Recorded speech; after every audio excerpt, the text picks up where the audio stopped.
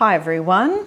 I just wanted to share something else about my specific person journey that I thought of this morning, and I think this is a really crucial piece in my journey as to how it unfolded and how I got there and overcame this one particular thing.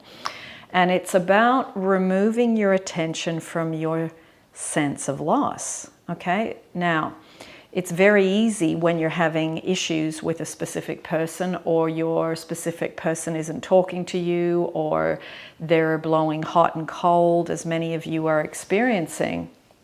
In my journey, this was a big piece. So we easily get affected by the specific person, what they say, if it hurts us, what they don't say, with the absence of communication. And all of that then affects the feeling of loss within us. It activates it. It activates feeling abandoned, being not a priority, feeling that you are someone who doesn't really matter to them. And all of that starts in your mind, and then it activates the emotions. So in my own journey, the really learning to not go to that place and practicing at getting better at that through really looking at where love comes from. And love is not over there with them, it's over here with us. We're just not good at activating it, which I talked about in the video yesterday. But the practice is, I am love, and I am lovable, and may divine love be made alive in me. And whatever you are doing or not doing, I am making a decision that you are not in control of how happy and loved I feel. And it's making that decision and then being really, just remembering it more often. Because when we're crying about not seeing someone, when we're in the loss of not seeing someone, when we are feeling they don't want me, when we do that to ourselves, it really affects us emotionally, which a lot of you know. So my practice at the time, and I'm going to share how I did it, is I would simply lay on my bed and I would lay in the cross position, and I'd come home from work. Let me rewind a little bit. I'd come home from work. I would just get out of my work clothes. I'd hop in the shower and I would wash off the day. And I was usually pretty tired because, of course, working a whole day. And, even at the end of the week, it would be by Friday you'd had enough. And just putting on my comfortable pajamas, laying on my bed and saying, I am love, I am lovable, I am love, I am loved. And I would practice and repeat this in different ways. Might just pick one, like may divine love be made alive in me. And I would say it over and over and over. And I would say to myself before I started, how do I feel out of 10? And sometimes it was 0, sometimes it was 1, sometimes it was -2. It was just depending on my week, my day, and also the thoughts that I had on this particular topic of my specific person. So it really was a thing I did for about 8 months. I remember I didn't turn the TV on for 8 months, and I practiced this process of laying on my bed and saying, okay, if I'm starting on a 1 or a -2, I need to get myself up to about a 7 or an 8. Now, was that easy? No. Did I get better at it? Yes. With practice, it was shifting into the I am love state. And I got better at holding it and better at moving myself up. Abraham Hicks calls it the emotional scale. And it was, in terms of Neville, it's moving states, going from the old man to the new man. So I was letting go of the I'm unloved, and I was letting go of that abandonment. I was letting go of my child who was this, so that's why I've got that. And I just purely focused on shifting my state and going from being not in the vortex to in the vortex if you're talking Abraham Hicks, and changing states if you're talking about Neville. So getting better at this was really what pulled me out of my sense of loss, of not being together and him saying, you're not for me, you're not for me. I wanted to get to the place where I freed myself from the bondage of this. Now, I know many of you are in this state because I'm talking to you during coaching sessions, during free Q&As, and also some of you, I have met in person at the live sessions in London, so I hear this on a regular basis. So I thought I would just explain the mechanics of this a little better, because I think this is really a untalked part of manifesting a specific person, in my experience. Let me know if you have heard someone talk about this, and if you have, put the link down below so people can go and look at that as well. So it is important to really move yourself from an unloved to a loved state. Now, is missing someone a bad thing? In little bits, no problem. But what I see is some people stay stuck in the missing and the longing and the upsetness and the abandonmentness of the person no longer being around, or the person coming and going and not really making you a priority. And that is a handbrake to someone coming back, because you are handing over all your power to that person for making you feel loved or unloved.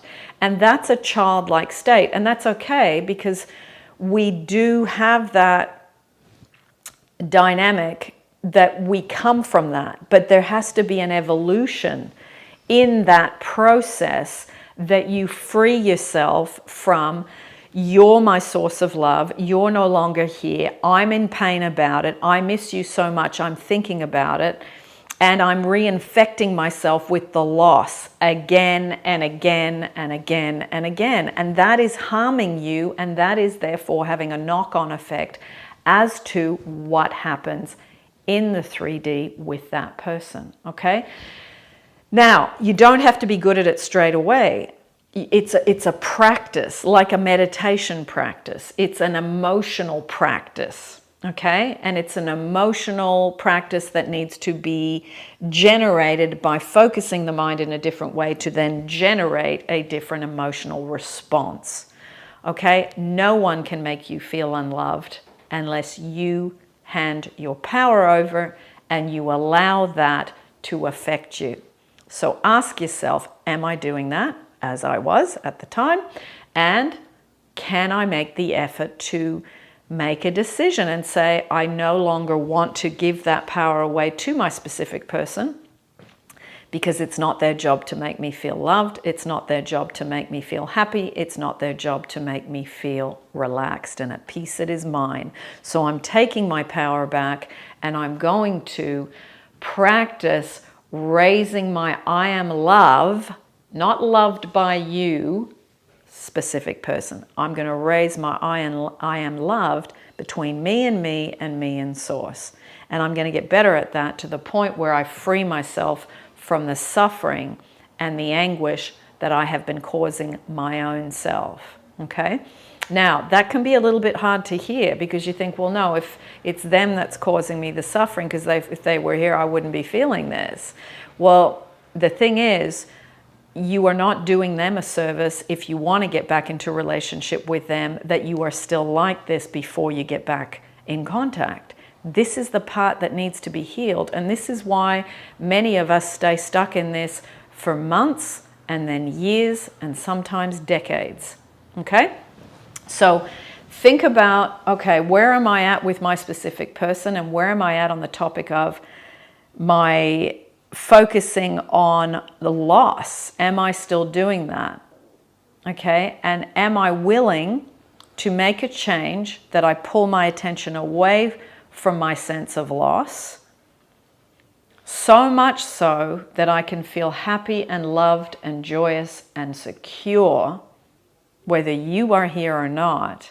And that is going to be the best gift, not only that I give myself, but also that I give you and the potential of you coming back. That's going to be this time what I give you. Powerful, isn't it? powerful stuff. So if you can start thinking about how to do that, I mean, you may not want to do it exactly how I did it. I'm sure there's other ways of doing it, but the focusing the mind to change the emotional state is in your hands, and it starts here, however you do it. Okay? So let me know your thoughts about this. And, you know, my partner stopped saying, "You're not for me, you're not for me," once I really got this. And we got closer and closer. Yes, there were some ups and downs, but it was very much about me learning to do it for myself and to stop putting that on him energetically, because that is a burden that we give the other person that we supposedly say we love. And that was something that I didn't want to do to him anymore. And it was a learning and spiritual maturity moving up the scale, as in taking the power back that I am love and that I will generate that, learn how to do that, get better at that so that I can overflow that to you. Completely different. So, you know, I think this is the work. I think techniques to just get from people and affirm that they love you and all that stuff, that's down here. Okay, that's where we start. That's all fine, well and good, but there comes a point where you realize that doing all that is still trying to take and get from the person that you love. So, you know, it's not about the person just being put on the planet to love you. Like my person said to me once, I wasn't just put on the planet to meet your needs and to love you. I've got my own needs, I've got my own things, I've got my own. And basically he was saying, I want someone who's an adult standing next to me. Okay? So it's a process of love maturing, spiritually maturing on this topic. So you'll get to the point where you stop doing those techniques that are all about, you know, he loves me and he gives to me and I'm the only one for him and all that stuff, because all of that is down here and it is really still keeping you stuck at a level that is trying to take and get from a specific person. And that isn't a loving thing to do. So see what you think about all that. And I hope it helps to just really decode and break down the mechanics of how to get there. I think time spent doing I am love and I am loved is an amazing practice to do during the day. Raise your vibe, surrender and let go. You start to look younger, you start to look healthier, you start to feel better, you start to free yourself, you start to enjoy. And it's enjoying because this day is a day you will never get back. Okay?